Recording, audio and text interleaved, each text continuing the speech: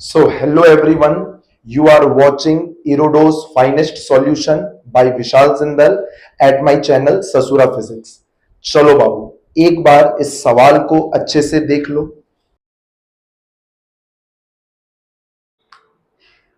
तो I hope बाबू तुम लोग एक बार इस सवाल को पढ़ लिया होगा।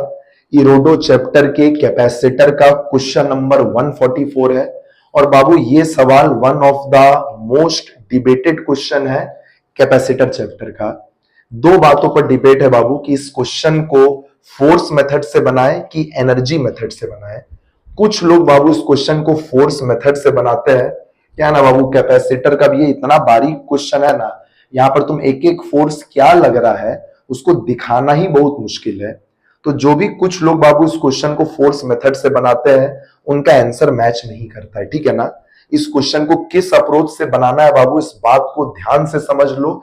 एनर्जी अप्रोच से बनाना है। अभी हम बनाना सिखा रहे हैं बाबू, ध्यान से देखना। इसमें बोला है कि कैपेसिटर है, कुछ ऐसा हॉरिजॉन्टली लगा हुआ है और कैपेसिटर का कुछ पार्ट पानी के अंदर किसी लिक्विड के अंदर डूबा हुआ है। इस लिक्विड का डाइलेक्ट्रिक कांस्टेंट दिया हुआ है एप्सिलॉन। हम मान लिए एक्स डूबा हुआ है और डी माइनस एक्स पानी के बाहर है, मतलब इस स्पेस में वैक्यूम है, ठीक है ना। चलो, और तुमको बोला है कि कैपेसिटर्स के प्लेट का सिग्मा दे दिया है। वहां से कैपेसिटर्स के प्लेट का हम चार्ज निकाल लिए सिग्मा ए, ठीक है ना। और तुमसे पूछा है कि बताइए कि ये जो पानी है ये इस लेवल से कितना ऊपर उठ जाएगा। तो सबसे पहले ये बात है कि पानी से अपने नॉर्मल लेवल से कैपेसिटर के अंदर का पानी थोड़ा सा ऊपर क्यों उठ जाएगा। बाकी पूरा समुद्र का, पूरा नदी का पानी इसी लेवल पर है, लेकिन कैपेसिटर का जो ये वाला बाबू पानी है, पानी मतलब कैपेसिटर के अंदर जो ये पानी का लेवल है ये थोड़ा सा एच हाइट उठ जाएगा। एच हाइट क्यों उठ जाएगा बाबू, क्योंकि इस पानी के सरफेस पर जरूर एक अपवर्ड फोर्स लगेगा।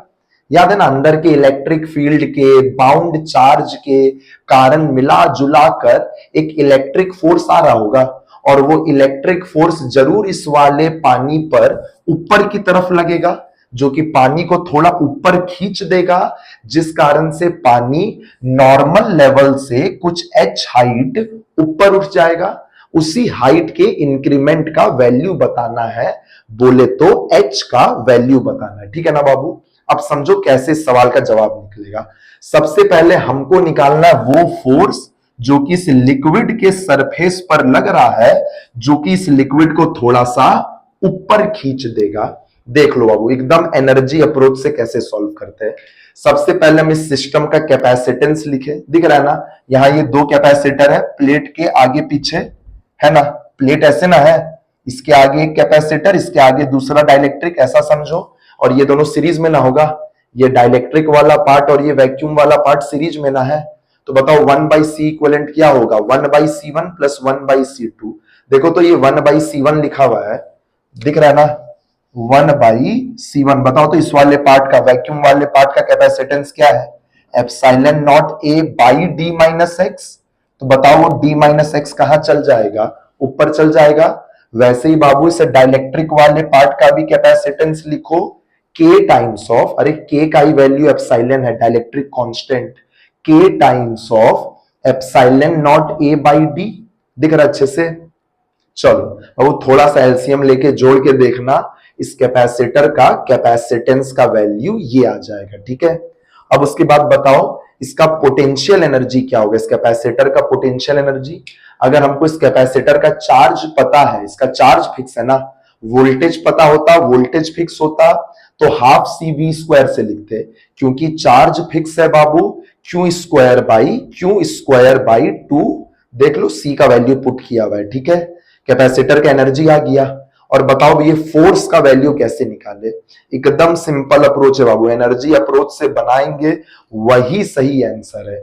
इसके ऊपर डिबेट है कि इस क्वेश्चन को पूरा एफबीडी बना के बनाया जाए, उससे आंसर भी नहीं मैच करता है बाबू। और सही बताए तो वो काम हम लोग कर भी नहीं सकते हैं, क्योंकि बहुत तरह का चार्ज होगा यहाँ पर। कैपेसिटर के प्लेट का चार्ज, बाउंड चार्ज, सबको देखना पड़ेगा। और बहुत सारा फैक्ट ऐसा भी है जो हम लोग जानते भी नहीं है। तो बाबू एनर्जी मेथड से ही फोर्स निकालना होगा।